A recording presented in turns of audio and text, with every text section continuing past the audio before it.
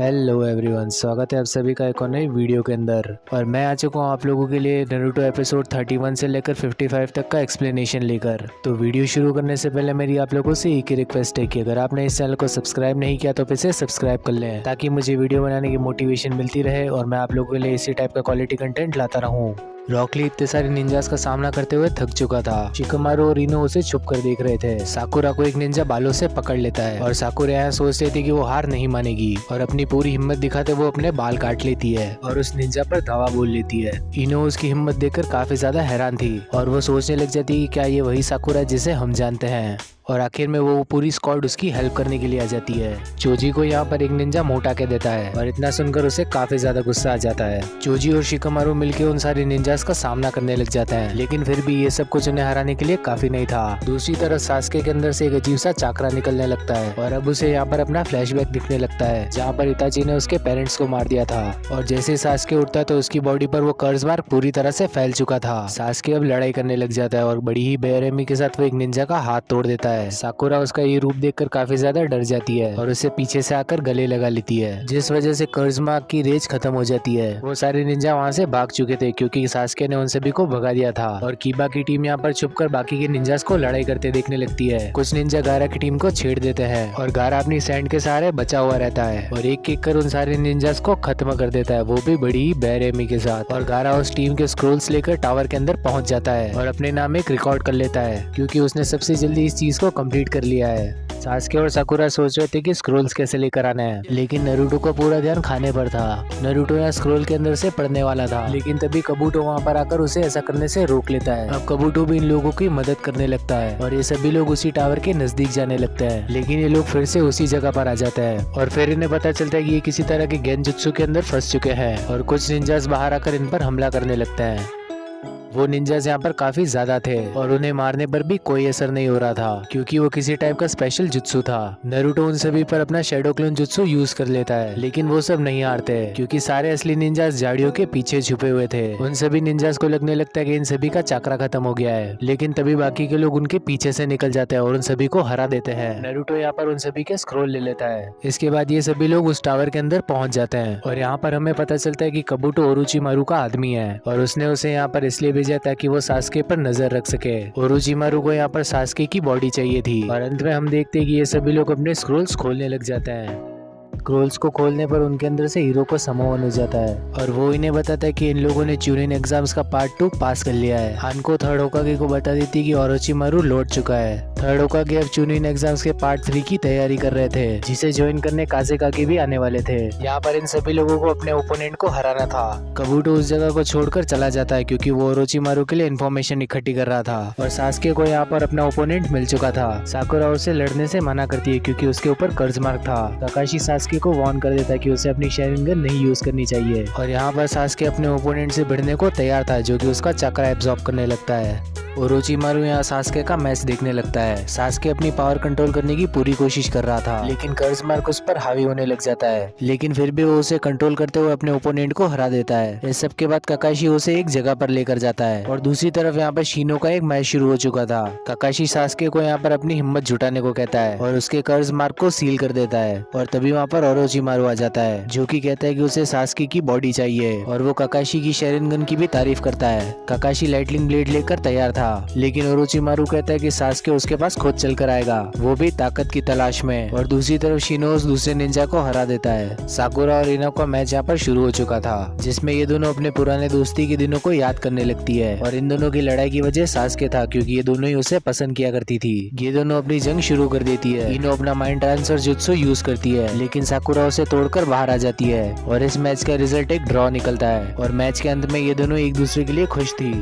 अगला मैच टेमारी और टेंटेन के बीच में होने वाला था। टेंटेन अपने हथियार निकालकर तैयार थी, लेकिन टेमारी अपने फैन से विंड ब्लो कर उसे हरा देती है और इस मैच के अंदर उसी की जीत होती है। अब यहाँ पर शिकामारू की फाइट स्टार्ट हो जाती है, जिसमें शिकामारू काफी ज्यादा आसानी से जीत जाता है अपना शैडो पोजीशन जुत्सु यूज करके। कीबा और नारुतो की यहाँ पर लड़ाई होने वाली थी, लेकिन नारुतो आकामारू को पकड़कर उसका मजाक बनाने लगता है, जिस वजह से आकामारू कीबा की तरह ट्रांसफॉर्मेशन कर लेता है। लेकिन नारुतो भी कीबा की तरह अपना ट्रांसफॉर्मेशन जुत्सु यूज कर लेता है और बड़ी ही चालाकी के साथ कीबा को आकामारू पर वार करवा देता है। कीबा की स्मेल करने की शक्ति काफी ज्यादा थी, तो नारुतो उसके फेस पर फाट मार देता है और इतना सब कुछ सुनकर कीबा पागल हो जाता है। फिर Naruto shadow clone jutsu use करता है और कीबा को हरा देता है। और यहाँ पर सभी लोग ये देखकर हैरान थे कि कैसे एक कमजोर बच्चा इतना ताकतवर बन चुका है। और आखिर में हिनाता नारुतो को एक दवाई देती है। नेजी ह्यूगा और हिनाता ह्यूगा के बीच में अब फाइट शुरू होने वाली थी और ये दोनों ही भाई बहन थे। ये दोनों अपना अपना बियाकुगान एक्टिवेट कर लेते हैं और अपनी पोजीशन लेकर फाइट शुरू कर देते हैं। नेजी यहाँ पर हिनाता को जान से मारने ही वाला था कि तभी वहाँ पर बाकी के सेंसेस आकर उन सभी को रोक लेते हैं और इस मैच के अंदर जीत होती है नेजी की। नारुतो यहाँ फैसला करता है कि वो नेजी को देख लेगा।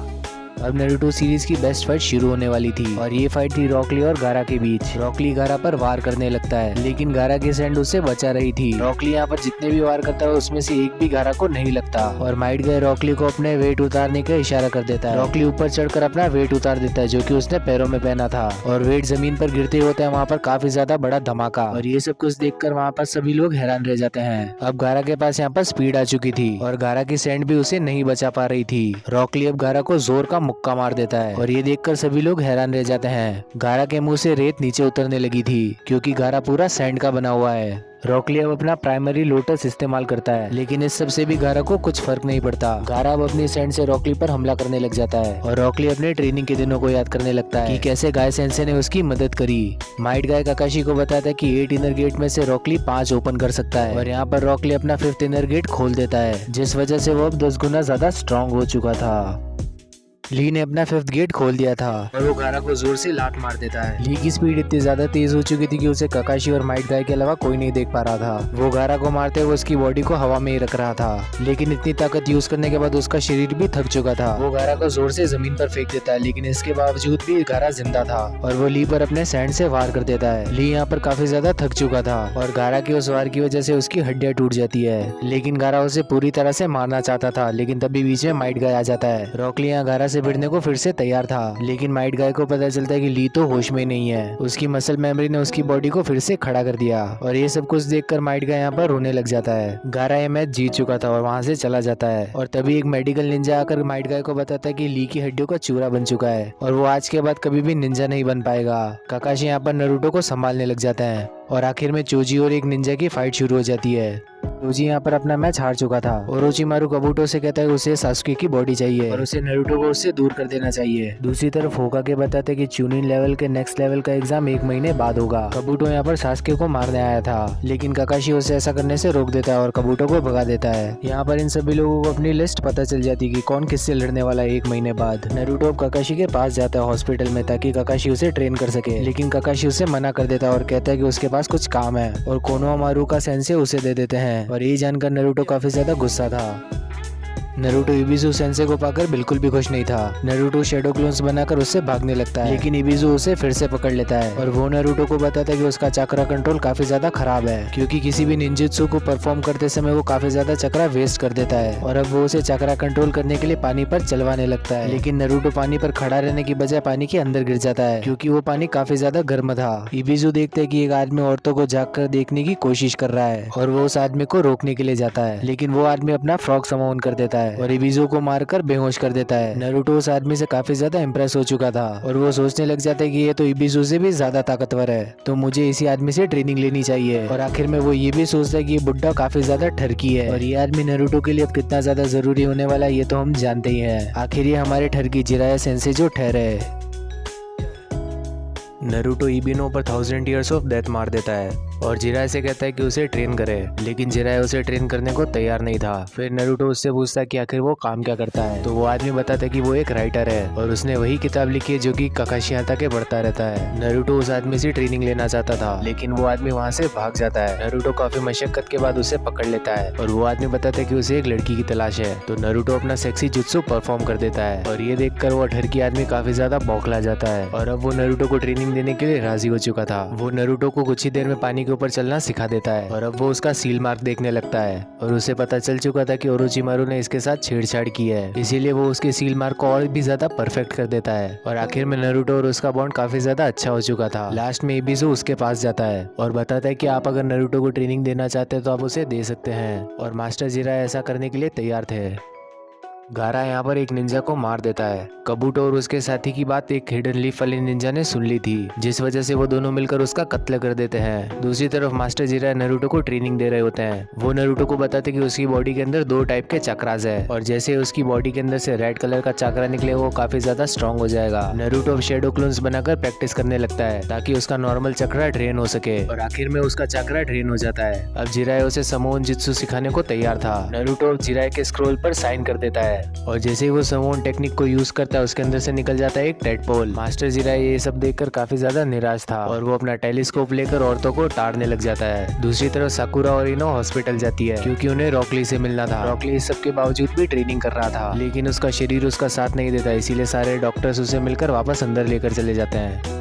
नारुतो ज्यादा चक्रा यूज करने की वजह से हॉस्पिटल पहुंच चुका था और उसे हॉस्पिटल पहुंचाने वाला जिराया था। शिकामारू नारुतो से मिलने आता है और बताता है कि अगले दिन उनका एग्जाम है। दूसरी तरफ गारा ली को जान से मारने के लिए आया हुआ था, लेकिन नारुतो और शिकामारू उसे वक्त रहते बचा देते हैं। गारा बताता है कि वो सभी लोगों को मार देगा। वो ये भी बताता है कि वो अपने विलेज का एक काफी ज्यादा पावरफुल हथियार है और उसके पैदा होने से पहले उसके डैड ने उसे मारने की कोशिश करी थी, लेकिन तभी वहाँ पर माइट गाया जाता है और गारा को वहाँ से जाना पड़ता है और जाते जाते वो बताता है कि वो इन सभी लोगों को जान से मार देगा। अगले दिन नारुतो अपने एग्जाम के लिए लेट हो चुका था, लेकिन तभी उसे कोनोहामारू मिल जाता है और वो नारुतो को जल्दी भेजने के चक्कर में उसे सांड पर बिठा देता है, लेकिन वो सांड नारुतो को नीचे गिराकर उसके पीछे पड़ जाता है और नारुतो अपना शेडो क्लोन जुत्सु यूज कर लेता है, लेकिन उसके सारे के सारे क्लोन्स गेट के अंदर फंस जाते हैं और तभी वो सांड उसे जोर से मारता है, जिस वजह से नारुतो समय रहते अपने एरिना के अंदर पहुंच जाता है जहाँ पर उसका मैच होने वाला था। नारुतो को प्रैक्टिस करते हुए करीब 3 हफ्ते बीत चुके थे, लेकिन वो अब तक एक छोटा सा मेंढक की समोन कर पाया था। मास्टर जिराया समझ जाते कि उसका रेड चक्रा तब तक बाहर नहीं आएगा जब तक उसकी मौत की कंडीशन नहीं आ जाएगी। जिराया नारुतो से पूछता अगर ये उसका आखिरी दिन होता तो वो क्या क्या करना चाहता, जिस पर सबसे पहले वो उसे खाना खिलाने ले जाता है और फिर वो उससे साकुरा को हक करवाता है, लेकिन नारुतो को वो जोर का पंच मारकर नीचे गिरा देती है। अब मास्टर जिराया नारुतो को बेहोश कर एक खाई की तरफ लेकर चले जाते हैं और उसे होश में लाकर उस खाई के अंदर फेंक देते हैं और तभी नारुतो अपनी बॉडी के अंदर पहुंच जाता है जहाँ पर वो नाइन टेल फॉक्स से मिलता है और उसे अपना चक्रा देने को कहता है और नाइन टेल फॉक्स अब उसे अपना चक्रा दे देता है, जिस वजह से नारुतो यहाँ पर काफी ज्यादा बड़े फ्रॉक को समोन कर देता है और इस फ्रॉक का नाम था गामाबुंटा, जो कि था चीफ टोड। वो नारुतो से पूछने लगता है कि उसे किसने समोन किया, तो नारुतो बताता है कि उसी ने, लेकिन वो उसकी बातों का विश्वास नहीं करता और जोर की छलांग मारकर नारुतो को उस खाई के बाहर पहुंचा देता है। चीफ टोड नारुतो को जमीन पर फेंकने की पूरी कोशिश करता है, लेकिन नारुतो तस से मस नहीं होता और आखिर में जिराया सेंसेई बताते हैं उस फ्रॉक को कि उसी ने उसको समोन किया है, तो चीफ टोड बताता है कि उसे मालूम है, वो तो सिर्फ नारुतो का टेस्ट ले रहा था। वो बताता है कि ये लड़का काफी ज्यादा जिद्दी है, बिल्कुल फोर्थ होकागे की तरह। नारुतो का मैच यहाँ पर नेजी ह्यूगा से होने वाला था। होकागे अब काज़ेकागे का स्वागत करते हैं। यहाँ पर नारुतो और नेजी का मैच शुरू हो जाता है। नेजी नारुतो के सारे शेडो क्लोन्स उड़ाने लग जाता है, लेकिन नारुतो फिर भी अपनी हिम्मत नहीं हारता और पहले से भी ज्यादा शेडो क्लोन्स का इस्तेमाल करता है, लेकिन नेजी अपने जेंटल फिस्ट की मदद से उन सभी को पुफ कर देता है। फिर नेजी अपनी बेस्ट फाइटिंग टेक्निक का इस्तेमाल करता है और नारुतो को अपना कर्ज मार्क दिखाता है, जो कि उसे हिनाता की वजह से मिला था। नेजी यहाँ पर अपनी कथा सुनाकर थक चुका था और वो नारुतो के सारे चक्रा पॉइंट ब्लॉक कर देता है और तभी नारुतो को याद आता है कि उसके अंदर नाइन टेल फॉक्स का भी चक्रा है और वो फॉक्स से बात करते हुए अपना चक्रा मांग लेता है। और इतना सब कुछ देखकर नेजी और बाकी के लोग काफी ज्यादा हैरान रह जाते हैं और होकागे की तो फट चुकी थी, ये मत पूछना क्या। नारुतो अपनी पूरी ताकत से नेजी पर वार करता है, जिसमें वो नेजी को मुक्का मारकर जमीन पर गिरा देता है और इस मैच के अंदर जीत हुई थी नारुतो उजुमाकी की। सभी लोग नारुतो को चेयर करने लग जाते हैं क्योंकि उसने वो मैच जीत लिया था। होकागे यहाँ पर ये सोचने लग जाते हैं कि नाइन टेल का चक्रा उसने कंट्रोल ही कर लिया। यूगा क्लैन का लीडर नेजी को अपने फादर की सच्चाई बताता है। सासके अभी तक नहीं आया था, इसीलिए उसका मैच पोस्टपोन हो जाता है। कांकुरो अपना मैच क्विट कर देता है क्योंकि वो आगे के प्लान के लिए काम करना चाहता था। और लास्ट मैच यहाँ शिकामारू और टिमारी के बीच में होता है और नारुतो शिकामारू को धक्का मारकर नीचे गिरा देता है। शिकामारू की यहाँ पर लड़ने की बिल्कुल इच्छा नहीं थी, लेकिन फिर भी वो टिमारी के सामने जाता है जो कि उसे विंड ब्लो करके हवा में उड़ा देती है। शिकामारू झाड़ियों में छुपकर बादलों को देखने लगता है और कहता है कि उसे एक बादल होना चाहिए था। फिर शिकामारू कोने में बैठकर अपनी स्ट्रेटेजी बिल्ड करने लगता है। आसुमा बताता है कि उसका आईक्यू 200 से ज्यादा है। टिमारी अपने सेफ जोन में पहुंच चुकी थी जहां पर शैडो पोजीशन जुत्सु काम नहीं करता, लेकिन शिकामारू अपने शैडो पोजीशन जुत्सु को एक होल के थ्रू करता है, जिस वजह से वो टिमारी को पकड़ लेता है और अब टिमारी उसके पूरी तरह से कंट्रोल में थी और आखिर में शिकामारू मैच क्विट कर देता है। और ये देखकर वहाँ मौजूद सभी लोग पागल हो जाते हैं क्योंकि उसने एक जीतता हुआ मैच क्विट कर दिया क्योंकि वो बस काफी ज्यादा आलसी है।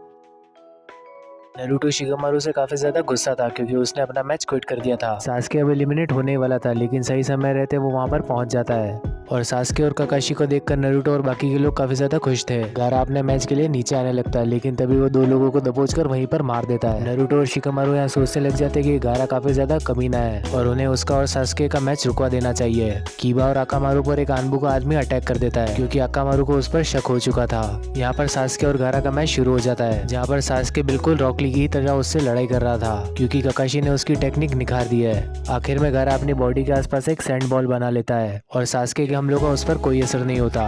टिमारी और कांकुरो ये देखकर काफी ज्यादा घबराने लगते हैं।